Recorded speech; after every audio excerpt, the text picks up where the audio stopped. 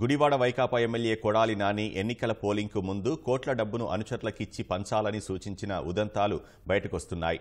నాని ఇచ్చిన డబ్బును కొందరు ఓటర్లకు పంచకుండా తమ వద్దే ఉంచుకొని జల్సాలు చేయడానికి విదేశాలకు వెళ్లేందుకు సిద్ధమవుతున్నారని తాజాగా వైకాపాకు చెందిన మైనార్టీ నాయకుడు సర్దార్ బేగ్ విడుదల చేసిన వీడియో సామాజిక మాధ్యమాల్లో వైరల్గా మారింది.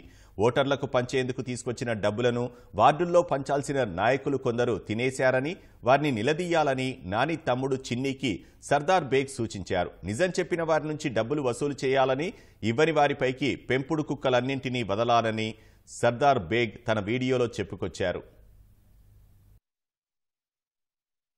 కొడాలి నానికి నమ్మక ద్రోహం చేసిన వాళ్ళలో 12వ వార్డు, 10వ వార్డు, 11వ వార్డులో మిగతా వార్డుల గురించి మనకు అనవసరం. ఈ వార్డుల్లో ఉన్న వాళ్ళు అతి ఘోరంగా డబ్బులు నొక్కేశారు. 24 సంవత్సరాలు 22 సంవత్సరాల నుంచి కష్టపడి ప్రతి వెనకాలండి ఉన్నవాళ్ళు చూస్తుండగానే ఇన్ని డబ్బులు దొబ్బేశారంటే దగ్గర 8 కోట్లు దొబ్బేశారు. చిన్న వీళ్ళకి మాత్రం మీరు ఎంత తొందరగా పిలిచి మీరు డబ్బులు వసూలు చేస్తే చేయండి. లేకపోతే ఒకడేమో గోవా వెళ్తా సిద్ధంగా ఉన్నాడు, ఒకడేమో సింగపూర్ వెళ్తా సిద్ధంగా ఉన్నాడు, ఒకడు మలేషియా వెళ్తా సిద్ధంగా ఉన్నాడు. దయచేసి మీరు వీళ్ళందరినీ పిలిపించి అర్జెంటుగా డబ్బులు వసూలు చేయండి.